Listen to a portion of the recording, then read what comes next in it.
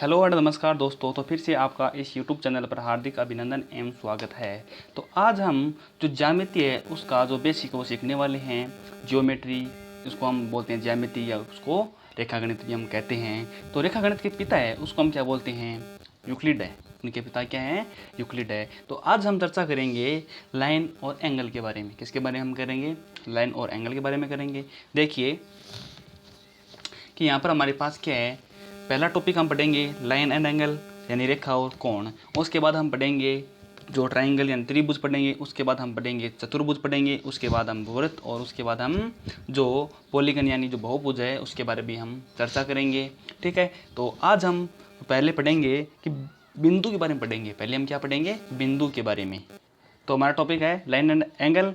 तो आज हम पहले पढ़ेंगे कि पॉइंट यानी पॉइंट क्या होता है। तो यहाँ पर देखो मेरे पास ये नोट्स बनाए हुए हैं ताकि हम इसको वो भी हम आसानी से यहाँ पर देख सकते हैं कि बिंदु क्या होता है। कि यह एक ऐसा वर्त है जिसकी त्रिज्या कुछ नहीं है, यानी ये एक प्रकार का एक वर्त है जिसकी जो त्रिज्या है हम इसको ये कोई भी नहीं है। ठीक है। जैसे हमारे पास है ये भी क्या है, देखिए ये पॉइंट रखा तो ये क्या है? एक बिंदु है। क्या है? हमारे पास एक बिंदु है। ठीक है। और कि बिंदु से मिलकर एक रेखा बनती है। क्या बनती है? हमारे पास एक रेखा बनती है। यानी इस प्रकार जो डॉट डॉट डॉट डॉट के हम करके इसको एक रेखा बनाते हैं। तो यहाँ पर देखिए इन हम जो बिंदु है उनको हम जैसे यहाँ पर रखेंगे तो हमारे पास क्या बनेगी? एक रेखा बनती है। ठीक है। इधर भी हम इसको बढ़ा सकते हैं तो यहाँ इधर भी अनंत तक जाएगा और इधर भी यहाँ पर अनंत तक जाएगा। इसको हम तीर के निशान द्वारा दर्शाते हैं। और इसको यदि हम एक साथ रखें तो देखिए इसको हम रेखा ऐसे भी लिख सकते हैं। अब देखो यानी जो भी ये लाइन है उस लाइन पर जो लाइन वो क्या किन से मिलकर बनी है? बिंदुओं से मिलकर बनी हुई है। आगे बात समझ में आपको? अब देखिए ये तो हमारे पास क्या हो गई? लाइन हो गई यानी कि रेखा। ठीक है।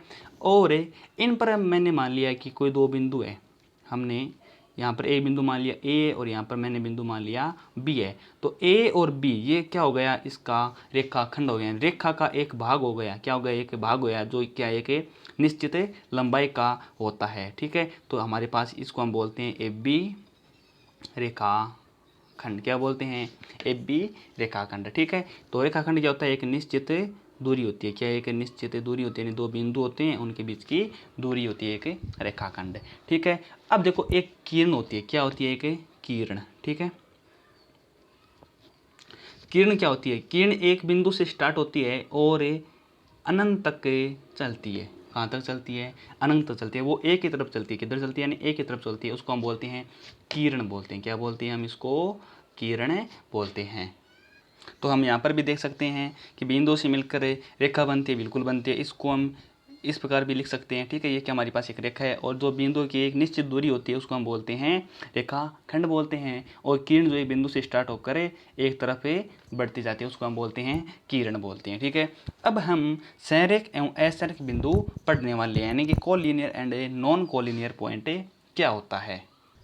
तो संरेख एवं असंरेख बिंदु। संरेख बिंदु कौन सा होता है? कि देखो तीन या तीन से अधिक बिंदु एक ही रेखा पर स्थित हो तो वह समरेख कहलाता है। समरेख यानी क्या होता है कि न्यूनतम कितने बिंदु होने चाहिए? तीन बिंदु होने चाहिए। ठीक है। और तीनों बिंदु क्या होने चाहिए? एक ही रेखा पर स्थित होने चाहिए। उसको हम बोलते हैं समरेख। और इसके लिए कंडीशन क्या होती है कि दो यानी किन्हीं भी दो बिंदुओं के बीच की दूरी जो तीसरे दो बिंदु होता है वो अलग होता है। जैसे कि ये मतलब दो दूरी है ए और सी की दूरी है। यहाँ तक का क्या होता है कि ए बी ये दूरी प्लस ये दूरी इस दूरी की क्या होती है? बराबर होती है। ठीक है। तो हम सीधी सी परिभाषा क्या है कि जो तीनों बिंदु है जो भी हमें बिंदु दिए गए हैं वो कितने होने चाहिए? वो क्या होने चाहिए? एक ही रेखा पर स्थित होने चाहिए। उसको हम बोलते हैं समरेख।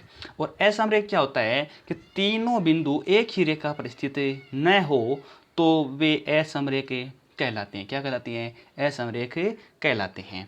असमरेख कैसे? जैसे अब तीनों बिंदु देखो ये हमारे पास तीन बिंदु, एक बिंदु ये, एक बिंदु ये। अब तीनों बिंदु देखो एक रेखा पर नहीं है। एक रेखा पर तो ये बिंदु होते हैं। ठीक है। तो हम देखो इसको हम रेखा है इस नहीं यहाँ पर भी इसको हम जैसे ये रेखा है और इस रेखा पर तीन बिंदु है। और यहाँ पर देखिए कि ये क्या है? तीनों बिंदु अलग अलग है। क्या है कि अलग अलग है। तो ये क्या कहलाएंगे? हमारे पास असमरेख बिंदु कहलाएंगे।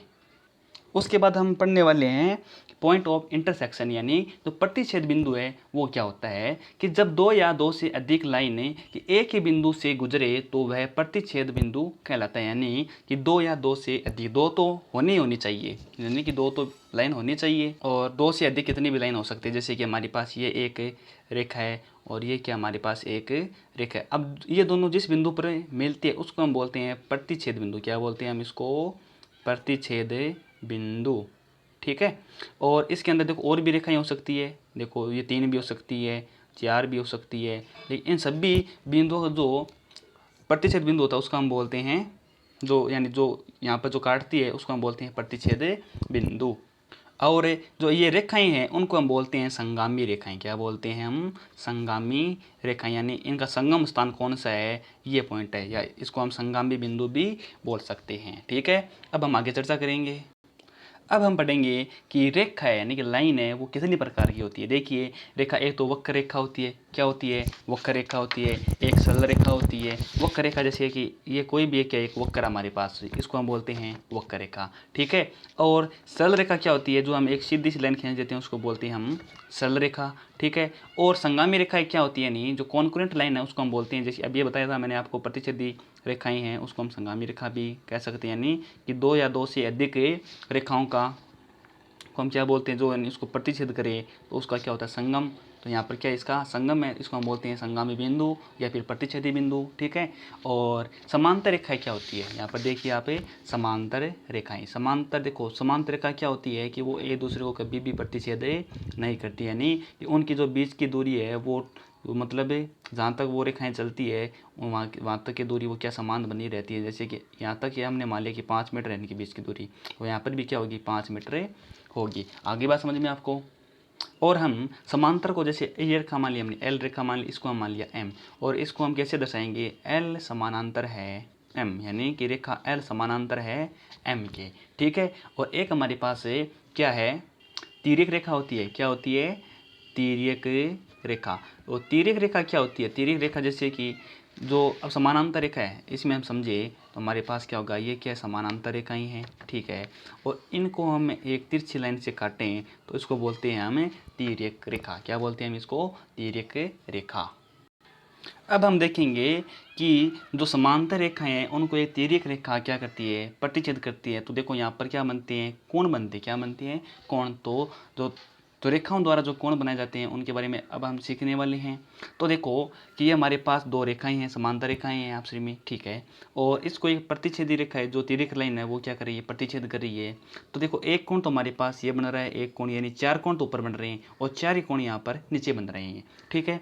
तो देखो इसको हमने नाम दे दिया 1 2 3 4 5 6 7 8, इसे हमने इसको कोणों के नाम दे दिए हैं। अब देखो कि अब कोण 1 कोण 2 कोण 7 कोण 8 है, इनको हम बोलते हैं बाह्य कोण। क्या बोलते हैं इनको? हमें बाह्य कोण बोलते हैं। क्यों? क्योंकि ये जो समांतर रेखाओं से क्या है? बाहर है। क्या, यानी जो इन रेखाओं से क्या है? बाहर है, तो हम बोलेंगे इसको बाह्य कोण। और जो इन समांतर रेखाओं के जो बीच में कोण, उनको हम बोलते हैं अंतः कोण। क्या बोलते हैं हम इनको? अंतः कोण हमारे पास कौन सी है? कोण 3 है, कोण 4 है, कोण 5 और कोण 6। इनको हम देखो कोण 4 3 5 है, इनको बोलते हैं हम अंतः कोण। आगे बात समझ में आपको? ठीक है। अब देखो अब हमें क्या करना है कि एकांतर कोण कौन से होते हैं? एकांतर मतलब है देखो कि अब देखो कोण नंबर 4 और कोण नंबर 6 क्या है? एकांतर कोण बोलते हैं इसको। हम क्या बोलते हैं? एकांतर। इसका अर्थ हुआ, अब देखो कि ये जो लाइन है, एक तरफा ये कोण और एक तरफा ये कोण है। ठीक है। इसको ऊपर और नीचे कोण होंगे उसको हम बोलेंगे एकांतर कोण। जैसे कि यहाँ पर जेड आकृति बन रही है। क्या बन रही है? हमारे पास एक जेड आकृति बन रही है, तो यहाँ पर ये कोण और ये कोण क्या होगा? एकांतर कोण होगा। इसी प्रकार देखो यहाँ पर भी एक हमारे पास उल्टा जेड बन रहा है, तो कोण नंबर 3 और कोण नंबर 5 ये भी क्या होगा? एकांतर कोण होगा। तो मतलब ये कोण 3 और कोण 5 आपस में क्या होंगे? बराबर होंगे। जैसे हमारे पास यहाँ पर भाई 30 डिग्री है तो ये भी कोण कितना होगा? 30 डिग्री होगा। ठीक है। ये हमने मान लिया 20 डिग्री, तो ये भी कितना होगा? यहाँ पर 20 डिग्री होगा। ठीक है। अब तो कोण 3 कोण 5 कोण 4 और कोण 6 क्या है? एकांतर कोण है। अब हम कि संगत कोण कौन से होते हैं, यानी उनको हम बोलते हैं संगतिया कोण। संगतिया कोण सब है देखा। अब देखो कोण 2 और कोण 6 है। देखो इस लाइन के ऊपर और तिर्यक लाइन के एक साइड है, ये तिरक लाइन है, इसके एक साइड के कोण है, उसमें देखो ऊपर का कोण और इस लाइन के ऊपर का कोण, ये क्या है, संगति है। इसको हम बोलते हैं कोण 2 और कोण 6 के यहाँ पर संगत कोण है, ठीक है। और इसका मान यदि हमने मान लिया 60 है, तो ये भी कितना होगा, यहाँ पर 60 डिग्री ही होगा। और कोण 3 इस लाइन के नीचे और इस तिरक लाइन के, और यहाँ पर भी क्या है, इस लाइन के नीचे है, तो कोण 3 और कोण 7 यहाँ पर क्या होगा, संगत कोण होगा। देखो यहाँ पर अभी हमारे पास कितने आ गए, 2 कोण आ गए, और यहाँ पर भी कितने हैं, कोण 1 और कोण 5 क्या है, संगत कोण है। कोण 4 और कोण 8 क्या है, संगत कोण है। इसको हम बोलते हैं संगत कोण, ठीक है। अब हम देखो शीर्षा अभिमुख कोण, शीर्षा अभिमुख कोण कौन से होते हैं, जो आमने सामने के कोण होते हैं, जो आमने सामने के जो कोण होते हैं उनको हम बोलते हैं शीर्षा अभिमुख कोण। जैसे कि कोण 1 और कोण 3 क्या है, शीर्षा अभिमुख कोण है। कोण 2 और कोण 4 क्या है, शीर्षा अभिमुख कोण है। कोण 5 कोण 7 शीर्षा अभिमुख कोण है। कोण 8 कोण 6 क्या है, शीर्षा अभिमुख कोण है, ठीक है। कि इन कोणों का मान आपस में क्या होगा, बराबर होगा। तो यहाँ से आप नोट भी कर सकते हैं, ठीक है। कोण 1 2 कोण 2 कोण 8 और कोण 7 क्या बाह्य कोण हो जाएंगे, ठीक है। कोण 4 3 6 5 क्या हो जाएंगे, अंतः कोण हो जाएंगे। कोण 3 और कोण 5 एकांतर कोण, कोण 4 कोण 6 भी एकांतर कोण हो जाएगा। कोण 1 बराबर 5, देखो कोण 1 बराबर 5 ये संगतिया कोण हो जाएगा। कोण 2 बराबर 6 संगतिया कोण हो जाएगा। कोण 4 बराबर कोण 8 संगतिया कोण हो जाएगा। कोण 3 बराबर कोण 7 ये भी संगत कोण, जो संगत कोण है वो हो जाएगा। शीर्षा अभिमुख कोण, कोण 2 कोण 4, ठीक है। कोण 1 कोण 3 बराबर होगा। कोण 8 बराबर कोण 6 ये भी शीर्षा अभिमुख कोण हो जाएगा। कोण 5 बराबर कोण 7 ये भी शीर्षा अभिमुख कोण हो जाएगा, ठीक है। या फिर इनको हम सम्मुख कोण भी बोलते हैं। अब देखो एक बात आपको ध्यान में रखनी है कि एक ही तरफ के दोनों अंतः कोण, एक ही तरफ के दोनों अंतः कोण एवं बाह्य कोणों का योग 180 डिग्री होता है। तो फिर से देखिए कि जो तिर्यक रेखा है, जो क्या है, तिर्यक रेखा है, उसके एक तरफ के जो कोण है, यानी एक तरफ के बाह्य कोण 1 और 8 है, कोण 2 और 7 है, तो कोण 2 और 7 का इन दोनों कोणों का योग कितना होगा, 180 होगा। 1 और 8 का भी कितना होगा, 180 होगा। अब देखो एक तरफ के जो अंतः कोण है 3 और 6 इनका योग भी कितना होगा, 180 होता है। और 4 और 5 का योग भी कितना होगा, 180 डिग्री होगा, ठीक है। ये बात आपको ध्यान में रखनी है। जैसे देखो हम एक उदाहरण लेते हैं और आपको समझाते हैं। तो यहाँ पर देखिए कि हमारे पास एक तिर्यक लाइन है और अब में ये एक कोण दिया गया है, कितना यहाँ पर 30 डिग्री है। तो आपको पता होगा कि इस कोण का मान कितना होगा। अब आपको पता है कि एक सरल रेखा पर कितना डिग्री कोण बनता है, 180 डिग्री का कोण बनता है। तो ये 30 इधर है, तो हमें 180 में से 30 घटा देंगे तो हमारे पास कितना बचेगा, 150 डिग्री बन जाएगा। तो ये कितना डिग्री का होगा, 150 डिग्री का हमारे पास यहाँ पर कोण होगा। अब आपको पता होगा कि ये कोण हमें यदि निकालना हो तो हम क्या करेंगे, ये कोण और ये कोण क्या शीर्ष अभिमुख कोण होता है, जो बराबर होता है। तो यहाँ पर हम 30 डिग्री आ जाएगा। और ये कोण भी क्या होता है, शीर्ष अभिमुख कोण है, तो कितना हो जाएगा, 150 डिग्री। आपको पता होगा यदि ये कोण हमें निकालना हो तो ये कोण और ये कोण क्या होगा आपस में बराबर, क्यों, एकांतर कोण होगा। तो यहाँ पर लिख देंगे हम 150 डिग्री। और यहाँ से हम डायरेक्ट लिख सकते हैं, या फिर इसका हम संगत कोण वो भी यहाँ पर कर सकते हैं। तो 150 डिग्री हम शीर्ष अभिमुख कोण बोल सकते हैं, या फिर इसका संगतिया कोण भी इसको हम बोल सकते हैं, ठीक है। अब हमें ये कोण निकालना है। ये कोण कौन सा होता है, अब 30 डिग्री है, तो यहाँ पर भी कितना आएगा हमारे पास, 30 डिग्री ही आएगा, ठीक है। और इसके सामने का शीर्ष अभिमुख कोण है वो भी कितना होगा, 30 डिग्री होगा। अब आप देख सकते हैं कि तिर्यक रेखा के एक तरफा जो बाह्य कोण है, बाह्य कोण एक तो ये और एक हमारे पास ये, इन दोनों का योग कितना, 180 होता है, बिल्कुल होता है। और अंतः कोण है उनका भी योग कितना होता है, 180। देखिए 30 और 150 है, इनका भी कितना 180 होगा। तो इस प्रकार आपको ये समझना, ठीक इसी प्रकार इधर होने वाला है। तो आपको ये बात समझ में आ गई होगी, ठीक है। एक बात आपको और ध्यान में रखनी है कि यहाँ पर देखिए आप है कि ये दो समांतर रेखा हैं, उनको ये तिर्यक रेखा क्या कर रही है, प्रतिच्छेद कर रही है। तो आप इन दोनों जो अंतः कोण है, ये क्या हमारे पास अंतः कोण है, इनका यदि हम समद्वि भाजन करें यानी बाइसेक्टर करें, तो हमारे पास इसका समद्वि भाजन यहाँ पर आएगा और इसका समद्वि भाजन इधर होगा। तो हम क्या करेंगे कि ये जो समद्वि भाजक जहाँ पर मिलता है वहाँ पर 90 डिग्री का कोण बनता है। क्या बनता है, 90 डिग्री का। ठीक इसी प्रकार इधर भी हम यहाँ पर करेंगे, ठीक है। तो यहाँ पर कितना बनेगा, 90 डिग्री का कोण बनेगा, ठीक है। तो अब देखो ये आकृति बनी है, उसको हम बोलेंगे आयत। क्या बोलेंगे, हमारे पास होगा ये आयत होगा। क्या होगा, आयत। तो आप यहाँ पर भी देख सकते हैं कि जो एक ही तरफ के दोनों अंतः कोण के समद्विभाजक है, यानी एक ही तरफ के इस जैसी हमारे वो तिर्यक रेखा है उसके एक तरफ है, इन दोनों को यदि हम ये दो कोण है इनका हम बाइसेक्टर करेंगे तो इनका समद्विभाजक इस पॉइंट पर मिलेगा, ठीक है। और यहाँ पर 90 डिग्री कोण पर ये मिलेंगे। तो रेखा दोनों 90 डिग्री पर मिलते हैं और यहाँ पर जो ये भी 90 डिग्री पर मिलेगा और ये भी 90 डिग्री मतलब डिग्री पर मिलेगा। तो इससे जो आकृति बनेगी उसको हम बोलेंगे आयत। क्या बोलेंगे? आयत। अब हम चर्चा करेंगे कोण के बारे में। किसके बारे में? कोण के बारे में। तो इससे पहले हमने जो लाइन रेखा है उसके बारे में पढ़ा है और उनसे जो कोण संबंधित बात है वो भी हमने ध्यान में रखकर उसको हल जो उसके बारे में अध्ययन किया है। अब हम कोण यानी एंगल के बारे में कुछ पढ़ने वाले। देखो कोण क्या होता है कि दो किरणों या रेखाखंडों के मिलने से झुकाव उत्पन्न होता है। क्या होता है? झुकाव। जैसे कि हमारे पास है ये एक किरण है और ये भी एक किरण है और ये दो किरणें यहाँ पर मिल रही है, ठीक है ना, यहाँ से स्टार्ट हो रही है, तो इनके बीच में क्या झुकाव है ये, और इसको हम बोलते हैं कोण। क्या बोलते हैं? कोण बोलते हैं। तो आपको पहले देखो 0 डिग्री यानी शून्य कोण किसको बोलते हैं हम? क्या बोलते हैं? शून्य कोण। आपको पता होगा कि एक रेखा सीधी रेखा है उस पर हम बोलते हैं कि यहाँ से यहाँ तक का कोण 180 डिग्री होता है। ये तो आपको पता है, ठीक है। अब आपको पता होगा कि ये, और इससे पहले हम और देखें तो ये कितना डिग्री का होगा? यहाँ पर 90 डिग्री का होगा।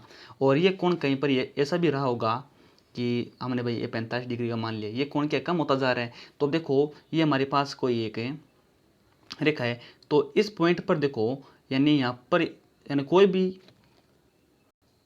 बीच में लाइट चली गई है, ठीक है। तो इसमें देखो इन दोनों रेखाओं में क्या है? कोई भी झुकाव नहीं है। तो कोई भी झुकाव नहीं होगा तो हम यानी क्या कहेंगे? ये कोण है 0 डिग्री का। कितना डिग्री का है? 0 डिग्री का है, ठीक है। और यहाँ पर देखो कोण यानी इधर से यहाँ पर बनेगा, तो देखो ये तो होगा भाई 180 डिग्री का हो जाएगा, ठीक है। और इसको हम ऐसे करेंगे तो हमारे पास 90 डिग्री का हो जाएगा, ठीक है। अब जो हमारा नोट्स है उसमें हम समझने वाले हैं। तो पहले हम चर्चा करेंगे 0 डिग्री। तो एक रेखा पर यानी दो जो रेखाएं हैं उनके यदि झुकाव है 0 हो, कितना हो झुकाव हमारे पास है? 0, उसको हम बोलते हैं शून्य कोण। क्या बोलते हैं? उसको हम शून्य कोण बोलते हैं। अब देखो एक तो हमारे पास होता है समकोण। क्या होता है? समकोण। अब त्रिभुज की बात नहीं करें, ओनली फॉर हम समकोण की बात कर रहे हैं। यानी कि 90 डिग्री का जो कोण होता है उसको हम बोलते हैं समकोण। क्या बोलते हैं? समकोण। इसमें क्या होता है कि ये दूरी एकदम स्ट्रेट रहती है। क्या रहती है? स्ट्रेट यानी खड़ी रहती है। तो इनके जो यहाँ पर इस प्रकार जो कोण बनता है उसको हम बोलते हैं 90 डिग्री यानी राइट एंगल कोण बोलते हैं, ठीक है। एक होता है एक्यूट कोण यानी कि न्यून कोण। न्यून कोण क्या होता है कि 90 डिग्री से झुकाव, यदि झुकाव इधर है तो उसको हम बोलेंगे न्यून कोण। जैसे कि देखो यहाँ पर देखिए हमने भाई 90 डिग्री से छोटा होता है और 0 डिग्री से बड़ा होता है, यानी 0 डिग्री कोण को भी हम न्यून कोण नहीं बोल सकते। 0 से बड़ा होता है। क्या होता है? बड़ा होता है। 1 डिग्री 2 डिग्री यानी यहाँ से लेके और हमारे पास 89 डिग्री तक आ जाएगा, उसको हम बोलेंगे न्यून कोण। क्या बोलेंगे? न्यून कोण बोलेंगे। और हमारे पास एक होता है अधिक कोण यानी एब्ट्यूस एंगल, जिसका मान क्या होता है कि 90 डिग्री से तो बड़ा होता है और 180 डिग्री से क्या होता है? छोटा होता है। कैसे? देखो यदि हम इसको यहाँ पर ऐसे रखेंगे तो हमारे पास क्या हो जाएगा? 90 डिग्री हो जाएगा। अब 90 डिग्री से झुकाव इधर है तो हम क्या बोलेंगे? इसको अधिक कोण बोलेंगे। 90 डिग्री से ज़्यादा यानी 100 भी हो सकता है, 120 भी हो सकता है और 170 भी हो सकता है, 179 तक मान हो सकता है, ठीक है। और अब देखो अगला हमारे पास है सरल या फिर रिज्जु कोण भी हम इसको बोलते हैं।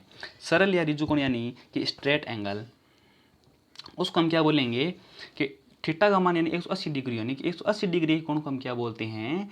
सरल या रिज्जु कोण बोलते हैं। जैसे हमारे पास एक रेखा है और यदि इस रेखा देखो यानी विपरीत रेखा हो, यानी क्या हो? विपरीत। इस बिंदु स्टार्ट होकर दोनों किरण क्या चले? विपरीत चले, तो एक 180 डिग्री का कोण यहाँ पर बनेगा, ठीक है। तो पहले देखो ये थोड़ी सी ऊपर थी और इसको हम यदि पूरा सीधा कर दिया तो हमारे पास कितना बचेगा? 180 डिग्री का कोण बनेगा। अब देखो एक हमारे पास होता है वृत्त कोण या पूर्णायुक्त कोण, यानी कि रिफ्लेक्स एंगल बोलते हैं उसको, यानी कि वृत्त कोण बोलते हैं। वृत्त कोण कौन सा होता है हमारे पास है कि 180 डिग्री से तो क्या होता है? बड़ा होता है। यानी देखो पहले ये ऐसा था, इसको हम करेंगे अब नीचे करेंगे, यहाँ पर हमने नीचा कर दिया, तो 180 डिग्री से बड़ा होगा और 360 से छोटा होगा, ठीक है। 360 यानी कि वापस ये रेखा है इसी के ऊपर संपाती हो जाएगी, तो उसको हम बोलते हैं यानी कि जो पूर्ण कोण बोलते हैं। यानी तो 360 डिग्री कोण होता है उसको हम पूर्ण कोण बोलते हैं। अब हम बात कर रहे हैं वृत्त कोण की, तो 180 डिग्री से बड़ा होता है और 360 डिग्री से छोटा होता है। अब हम बात करेंगे पूर्ण कोण की। किसकी करेंगे? पूर्ण कोण के। पूर्ण कोण कौन सा होता है? यानी कंप्लीट एंगल, जिसको हम थीटा का मान 360 डिग्री हो पूरा, उसको हम बोलते हैं पूर्ण कोण। जैसे कि ये लाइन अब देखो इधर थी, अब हम करेंगे इसको, यदि पूरा इधर इस लाइन पर संपाती हो जाए यानी इसके ऊपर अतिव्यापित हो जाए तो उसको हम देखो यहाँ से इतनी दूरी इसको इनके बीच की दूरी कितनी होगी, यहाँ से यहाँ तक की दूरी होगी, इसको हम बोलेंगे पूरा कोण बनेगा 360 डिग्री का। कितना बनेगा, 360 डिग्री का। ठीक है, अब हम देखो जो पेयर ऑफ एंगल यानी जो कोणों के युग्म है उनके बारे में हम अध्ययन करें। जैसे शीर्षाभिमुख कोण है, संगत कोण है, पहले हमने ये चर्चा कर भी ली है। ठीक है, एक बार आपको और बता दिया जाए तो शीर्षाभिमुख कोण कौन से होते हैं कि आमने सामने कोण क्या बोलते हैं, सम्मुख कोण बोलते हैं, या फिर इसको हम जो वर्टिकली एंगल्स भी कहते हैं, या फिर शीर्षाभिमुख कोण बोलते हैं। जैसे एक देखो जो लाइन है वो क्या कर रही है, प्रतिच्छेद कर रही है, तो कोण एक के सामने कोण दो है, ये क्या हो जाएंगे, बराबर होंगे। तो कोण एक बराबर है दो, कोण चार बराबर कोण तीन, इनको हम बोलेंगे शीर्षाभिमुख कोण या फिर वर्टिकली एंगल्स। और इसको हम सम्मुख कोण भी बोलते हैं, यानी आमने सामने के कोण। अगला हमारे पास है कोटि पूरक कोण या फिर पूरक कोण, यानी कि पूरक कोण किसे कहते हैं, यानी कि दो कोणों का योग यदि हमारे पास 90 डिग्री हो, यानी कोणों का योग कितना हो, 90 डिग्री हो, तो वो आपस में क्या कहलाते हैं, पूरक कोण कहलाते हैं। जैसे कि हमने ये 90 डिग्री है और यहाँ पर इसका जैसे कोण एक और कोण दो है, तो यहाँ पर हमने वाले 45 डिग्री, यहाँ पर भी कितना है 45, तो इन दोनों कोणों का योग कितना हो जाएगा, यहाँ पर 90 डिग्री हो जाएगा। तो हम यहाँ पर कोण का मान कोई भी दे सकता है, यानी कुछ भी मान हो सकता है कोण का, और उन दोनों कोणों का योग यदि 90 डिग्री होता है तो हम बोलते हैं वो कोण आपस में क्या है, पूरक कोण है। क्या है, पूरक कोण। अब देखो संपूरक कोण क्या होता है, ठीक है, अब दिखाई दे रहा है। तो संपूरक कोण क्या होता है, इसको हम बोलते हैं सप्लीमेंट्री एंगल। यानी संपूरक कोण होता है कि दो कोणों का योग कितना होना चाहिए, हमारे पास 180 डिग्री होना चाहिए। कितना होना चाहिए, 180 डिग्री की। अब देखो ये हमारे पास एक रेखा है और इधर हमारे पास कोण हमने मान लिया अभी 100 डिग्री, इधर हमने मान लिया 80 डिग्री है, तो टोटल कोण कितना हो जाएगा, 180। ठीक है, यानी दो कोणों का योग 180 डिग्री हो तो उसको हम बोलते हैं संपूरक कोण या फिर सप्लीमेंट्री एंगल बोलते हैं। अब देखो आसन कोण की बात आती है, किसकी बात आती है, आसन कोण की बात आती है, यानी एडजेसेंट एंगल। एडजेसेंट एंगल क्या होता है कि एक रेखाखंड होता है, क्या होता है हमारे पास एक रेखाखंड होता है, उसमें देखो ये एक रेखा है, उससे देखो क्या होता है कि इसमें कि दो कोण लगातार होने चाहिए। देखो ये कोण और ये कोण क्या लगातार है, पहला हमने एक मान लिया, यहाँ पर हमने दो मान लिया, दोनों कोण क्या लगातार ही है भाई, ठीक है। और इसमें क्या होना चाहिए कि एक भुजा कॉमन होनी चाहिए। क्या होनी चाहिए कि भुजा कॉमन होनी चाहिए। तो भुजा हम देखो इसको भी मान सकते हैं ना, तो ये हमारे पास एक भुजा है, वो देखो इस कोण में भी आ रही है और ये भुजा है जो इसके साथ भी हमारे पास कोण बना रही है। ठीक है, तो हमारे पास एक भुजा कॉमन होनी चाहिए, यानी तीन कंडीशन इसके अंदर है, तो तीनों फॉलो होनी चाहिए। एक शीर्ष कॉमन होना चाहिए। देखो यहाँ पर ये शीर्ष है, तो एक शीर्ष है, इसी शीर्ष से देखो इधर निकल रहा है, ये कौन हो जाएगा, ठीक है, इसी शीर्ष से ये कॉमन भुजा हो जाएगी और ये हमारे पास अलग भुजा है, तो एक शीर्ष कॉमन हो जाएगा। तो ये तीनों कंडीशन है इसके अंदर आसन कोण के अंदर होनी चाहिए। जैसे हमारी बैठने की जो व्यवस्था है, जो आसन हम करते हैं वो भी क्या हमारा आसन कोण ही होता है। अब हमें जो रेखीय युग्म यानी लाइनर पेयर है, उसको लीनियर पेयर है बोलते हैं, वो क्या होता है। इसमें क्या होता है कि जो रेखाएं होती है यानी विपरीत होती है, यानी जो एक जो बिंदु है वहाँ से एक यानी विपरीत किरण होती हैं, एक किरण इधर चल रही है और एक किरण यहाँ पर इधर आ रही है, इसको हम बोलते हैं विपरीत। क्या बोलते हैं, विपरीत। तो इसमें क्या होता है कि जो कोण एक और कोण दो है उसका मान 180 डिग्री होता है। क्या होता है, 180 डिग्री होता है। इससे पहले हमने संपूरक कोण पढ़ा था और उसमें क्या होता है कि उसमें भी क्या होता है हमारे पास जो एक दो कोणों का योग कितना होता है, 180 डिग्री होता है। ठीक है, और इसको हम बोल सकते हैं रेखीय युग्म यानी फिर लीनियर पेयर भी बोल सकते हैं। अब हम बात करें संगत कोण की, इसमें हमने पहले भी चर्चा कर ली है। संगत कोण कौन से होते हैं कि ये जो समांतर रेखा है उसके ऊपर यानी जो बाह्य कोण वो क्या होते हैं यहाँ पर संगत होते हैं। जैसे कि कोण 2 कोण 8 क्या हो जाएंगे, नहीं, कोण 2 और ऊपर की जो कोण है जो समांतर रेखाएं हैं, कोण 2 और कोण 6 यहाँ पर ये संगत कोण हो जाएंगे। कोण 2 और 6, कोण 1 और 5 वो भी क्या हो जाएंगे, संगत कोण हो जाएंगे। कोण 3 कोण 7 ये भी संगत कोण हो जाएंगे। कोण 4 और कोण 8 वो भी क्या हो जाएंगे, संगत कोण हो जाएंगे, यानी कि क्रॉसपॉन्डिंग एंगल। ठीक है, अब हम एकांतर कोण की बात करेंगे। एकांतर कोण की पहले यानी हमने पहले भी चर्चा कर ली है। एकांतर कोण कौन से, जैसे कि 3 और 6 एकांतर कोण है, 4 और 5 क्या है, एकांतर कोण है। ठीक है, यानी इन कोणों के बीच एक लाइन का अंतर बोलेंगे तो हम बोल देंगे इसको एकांतर। यहाँ पर जेड की समान आकृति यहाँ पर बननी चाहिए। ठीक है, कैसे, यहाँ पर देखिए जैसे कि ये हमारे पास एक जेड की आकृति है, तो अब ये कोण और ये कोण क्या होगा, एकांतर कोण होगा। ठीक है, इसी प्रकार हम इससे भी लिख सकते हैं, तो ये कोण और ये कोण क्या होगा, एकांतर कोण होगा, यानी इन दोनों कोणों का मान आपस में बराबर होगा। जैसे हमने मान लिया ये 70 डिग्री है तो ये भी कितना होगा, यहाँ पर 70 डिग्री ही होगा। और अंतःकोण के बारे में आपको पता ही है। अंतःकोण कौन से, कि जो समांतर रेखाओं जो बीच के कोण वो क्या होते हैं, अंतःकोण होते हैं। जैसे 3, 4, 5, 6 के अंतःकोण है। ठीक है, एक बात आपको और भी ध्यान में रखनी है कि 3 और 4 इनका भी जो योग होता है 180 डिग्री होता है, और इन दोनों कोणों का योग भी 180 डिग्री होता है। इन दोनों कोणों का भी योग 180 डिग्री होता है। इन चारों कोणों का योग कितना होता है, 360 डिग्री होता है। ये बात आपको ध्यान में रखनी है। ठीक है, तो आज के लिए हम इतना ही करेंगे। तो आपको जो ज्योमेट्री है वो समझ में आई है। ठीक है, तो आपको ये वीडियो पसंद आया तो आप इसको लाइक करना और शेयर करना, और कमेंट में आप ज़रूर बताना कि हमारा जो तरीका है वो आपको कैसा लगा। ठीक है, आपको यदि अच्छा लगा है तो आप इसको शेयर भी करना, और आप चैनल पर नए हैं तो आप चैनल को सब्सक्राइब ज़रूर कर लेना, ताकि हमारे जो अब देखो हम जो ज्योमेट्री है वो जो पूरी जो बेसिक कंसेप्ट है वो उसका हम सीखने वाले हैं। ठीक है, तो आप चाहिए तो हम इसको अलग से लिख कर भी आपको बता सकते हैं, और जो ये भी जो हमें नोट्स है वो भी मेरे खुद स्वयं के ही लिखे हुए हैं। तो जैसे इसमें लिखा हुआ है वैसे मैं आपको बताऊंगा, तो वो कोई उसमें फ़र्क वाली बात नहीं है। ठीक है, तो अब आज हम इतना ही करेंगे। तो जो आगे का जो क्लास है वो हम अगली क्लास में अगले वीडियो में करने वाले हैं। ठीक है, आज के लिए इतना ही। धन्यवाद।